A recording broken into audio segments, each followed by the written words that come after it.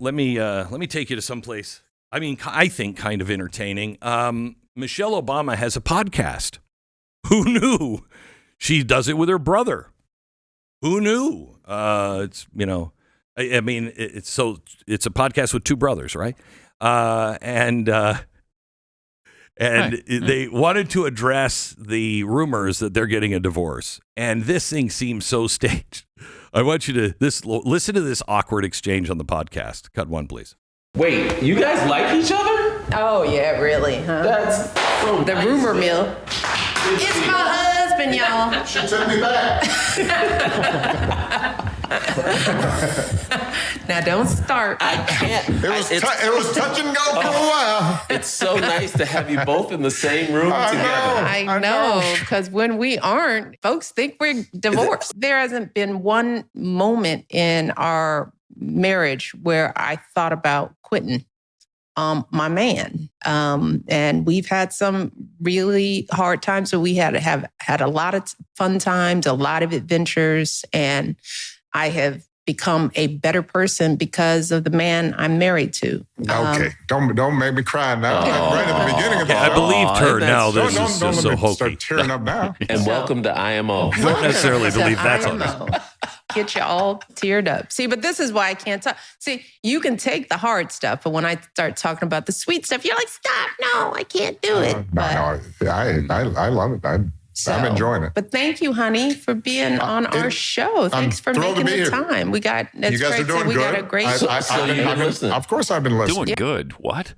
Okay. No, they're not. No, they're not doing good. They're not doing good. Okay, all right. And then there was this at the beginning, and some people say this was very awkward. Some people say no, it was very nice. It was very nice. When he walks in the room, he gives her a hug and a kiss. Watch. Gives her a little peck on the cheek. Okay.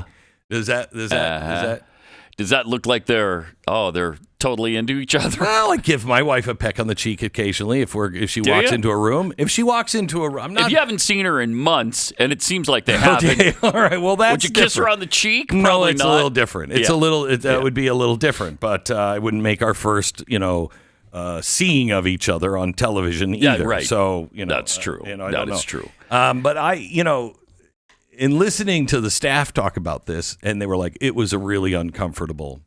Okay, well, maybe. I think it was a little uncomfortable. It was a little uncomfortable, but I mean, it's still, maybe. But I don't think that rivals, and I can't decide which is the worst, most uncomfortable kiss. Let me roll you back into the time machine to Michael Jackson and Lisa Marie Presley. Do you remember this kiss?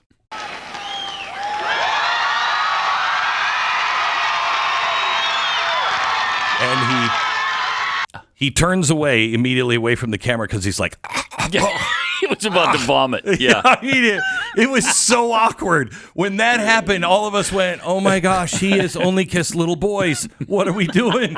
What is happening?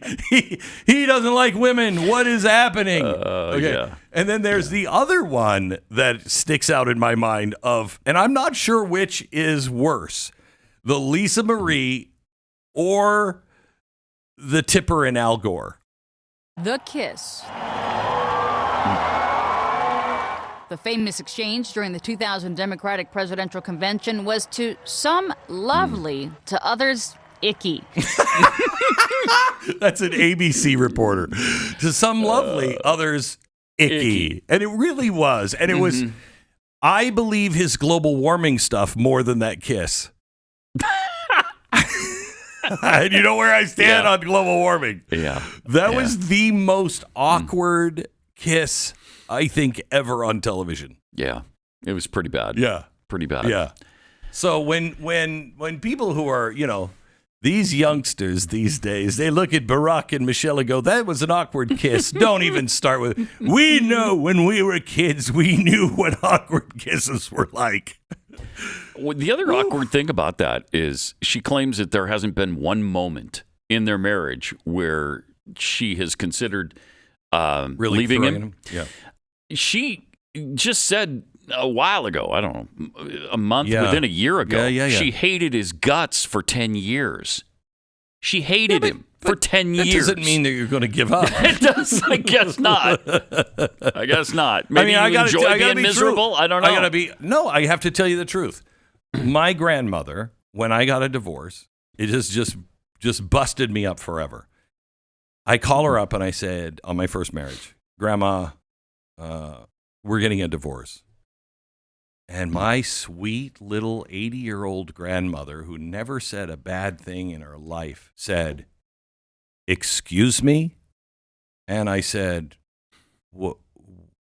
We're getting a divorce. And she said, "How dare you?" I was like, what's happening? And she said, "I really thought you would be the one that would understand. Out of everybody in this family, I thought you would understand." And I said, "What?" And she said, this just crushed me when she said it.